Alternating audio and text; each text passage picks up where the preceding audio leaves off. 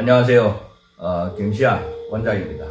오늘은 수제 뜨끔차 만드는 과정들을 갖다가 살펴볼 수 있는 시간을 갖고자 하는데요.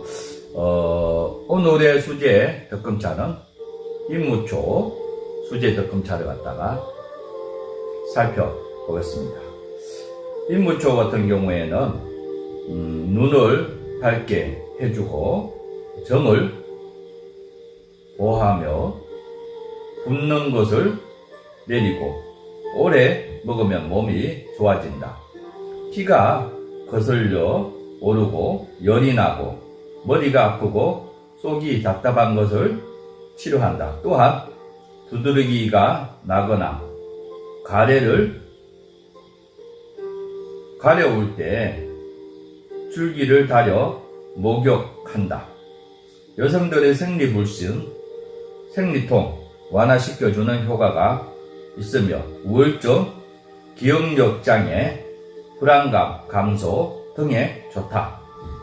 임무초는 몸을 따뜻하게 해주는 성질을 갖고 있다. 옛날 시골에 시집갈 여성들에게 임무초 즙을 내서 장독대에서 하룻밤 이슬을 맞춘 뒤 이 이슬 해독작용을 활용하여 몸 건강을 이롭게 하는 사례가 있다. 우리가 옛날부터 여성들에게 아주 중요하게 활용해왔던 재료이기도 합니다. 특히 이제 시집을 보낼 딸에게 임무초를 갖다가 즙을 내려서 하룻밤 이슬을 맞춰서 먹였던 기억들이 언제 나는데요. 왜 그런가 하게 되면 임무초 같은 경우에는 굉장히 독합니다. 그러다 보니까 임무초가 가지고 있는 독성을 완화시켜주는 것이 이슬이라고 보면 될 것 같습니다. 이슬 자체가 이제 해독제 역할을 하는데 그런 것들을 갖다가 우리 조상님들은 지혜롭게 활용을 해왔다고 보면 될 것 같은데요.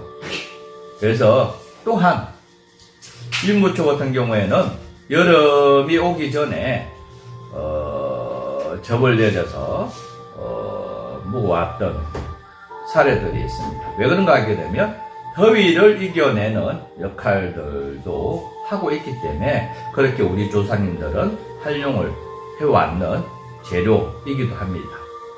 그래서 임무초 같은 경우에는 여성을 위한 약초라고 볼 수가 있다고 생각하시면 될 것 같습니다. 그래서 그런데 이제 임무초가 단점이 뭐냐게 되면 설탕하고는 홍합이 맞지가 않습니다. 상극이라고 볼 수가 있는데요. 그래서 효소를 안 담는 것이 좋고요. 그래서 이제 임무초 즙을 내거나 아니면 차를 만들어서 활용하시는 것이 매우 중요하다고 봅니다. 자, 그러면 임무초 차를 만드는 과정들을 갖다가 살펴보겠습니다. 첫 번째, 임무초 잎과 줄기를 깨끗이 손질한다. 두 번째,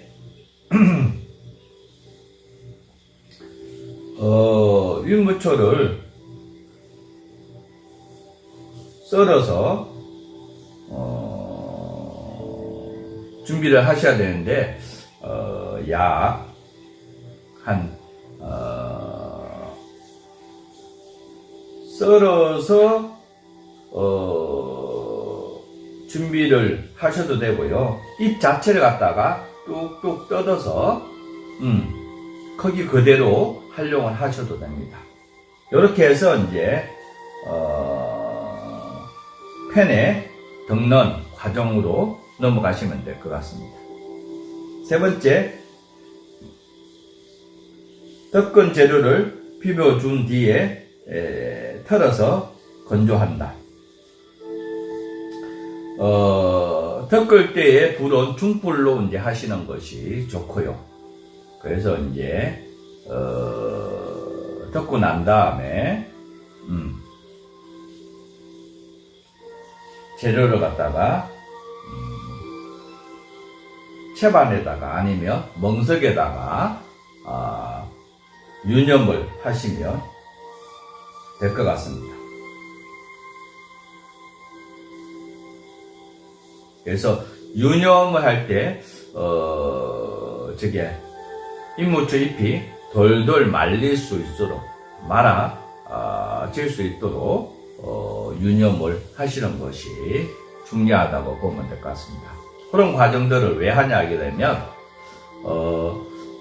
임무초 잎에 상처를 줘서 추출이 제일 잘 나올 수 있게끔 하는 과정이라고 보면 될 것 같습니다.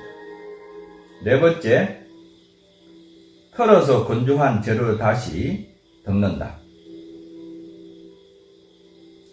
다섯 번째, 덮은 재료를 다시 비빈다. 유념을 하는 거죠. 여섯 번째, 비빈 재료를 털어서 건조한다. 돌돌 말려 있는 것을 갖다가 툭툭 털어가지고 펼쳐야 되겠죠. 멍석에다가 펼쳐서 수분을 날려 보내고 열기를 갖다가 빨리 식히는 과정이라고 보면 될 것 같습니다. 이렇게 하고 다시 이제 덮는 과정으로 넘어가기 위함에서 행위를 한다고 보면 될 것 같습니다. 이렇게 해서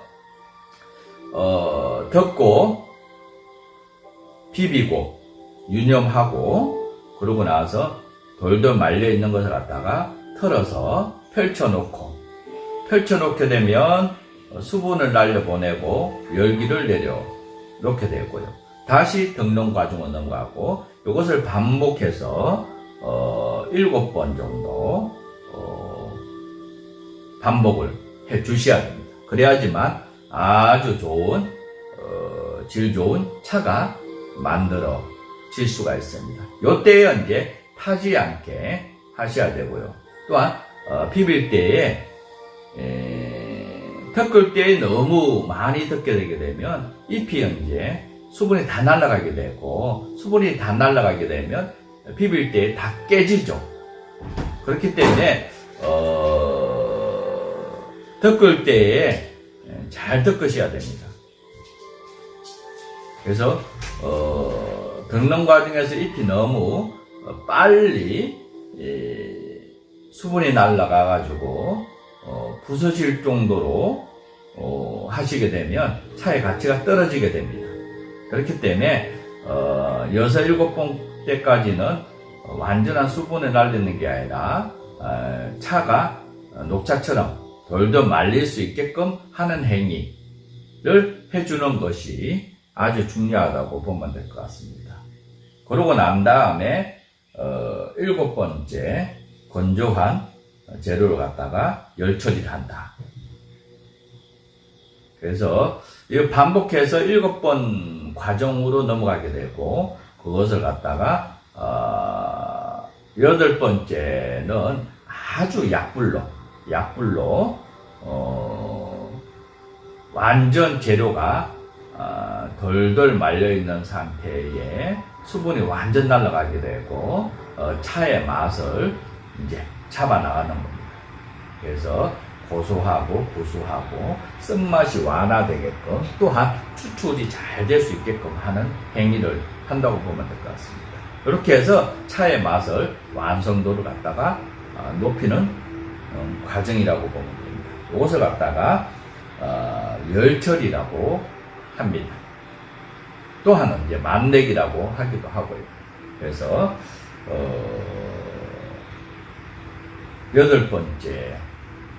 8번째에서 마무리 지셔도 되고 9번까지 한 번 더 열 처리를 하셔도 됩니다. 그것은 재료의 상태가 어떠냐에 따라서 9번째까지 갈 수가 있고요. 8번째에서 마무리 질 수도 있습니다. 이렇게 해서 차가 완성된 임무차는 포장하여 과정을 마무리한다. 그래서 밀폐 용기에 차를 넣고 이제 차를 마시면 되는데 차를 마실 때에 차에 용량은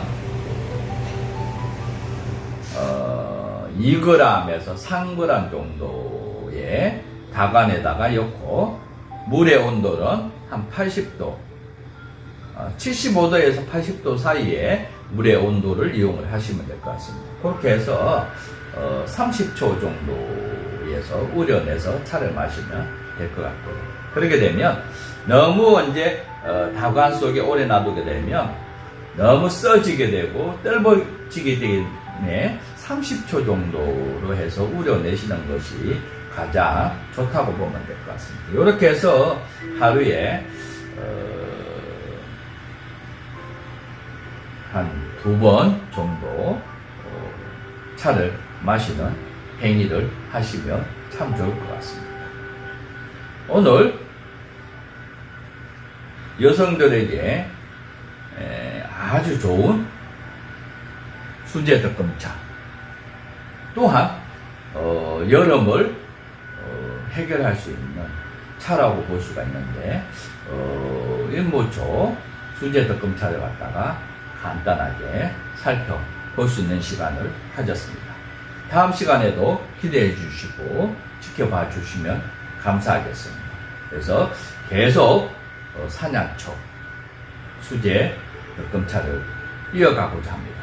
오늘 김시안 원장이었습니다. 감사합니다. 안녕하세요. 오늘도 약용되는 식물을 소개하도록 하겠습니다. 오늘은 해열작용이 탁월하고 혈액순환을 좋게 하는 목단에 대해서 소개하도록 하겠습니다.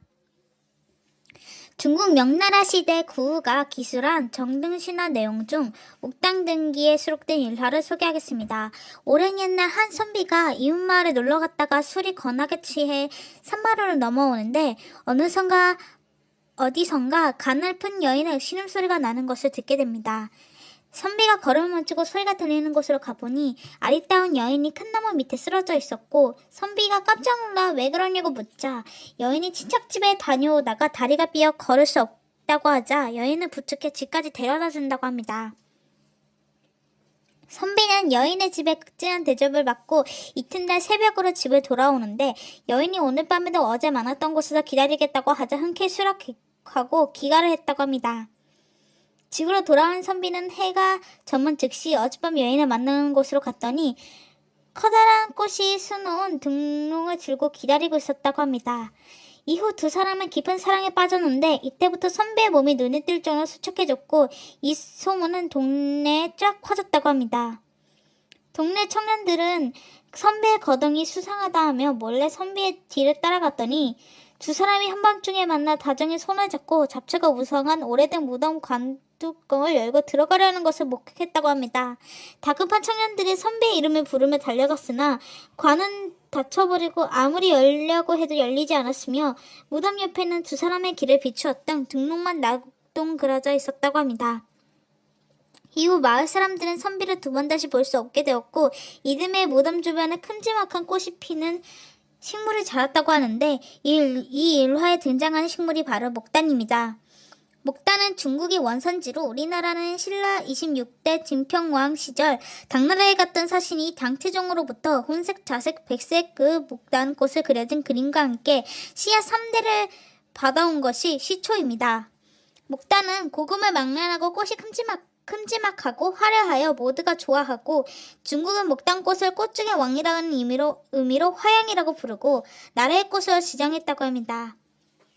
우리나라에도 일반 가정 정원의 한두 포기 정도는 심어 가꿀 뿐만 아니라 한옥의 벽장문, 병풍, 장롱, 벽화, 도자기, 장식품, 수혜 등 빠지지 않는다고 합니다. 김영량 시인의 모란 피기까지는 시를 비롯한 문화작품도 무척 많았고 목단의 꽃말이 북이다 보니 집안이 북이영화로 가득 채워지기를 기원하는 심정도 한몫하지 않았나 싶습니다. 목단은 자객과의 목단 속 여러 해살이 목본 식물로 중국, 몽골 등 전 세계적으로 30여 종이 분포하고 우리나라에는 작약, 상작약과 목단 등이 자생한다고 합니다. 목단은 2m 정도 자라고 이쁜 깃털 모양인데 마주보고 달린다고 합니다. 줄기가 올라올 때는 풀처럼 부드럽다가 생장하면서 목질화된다고 합니다.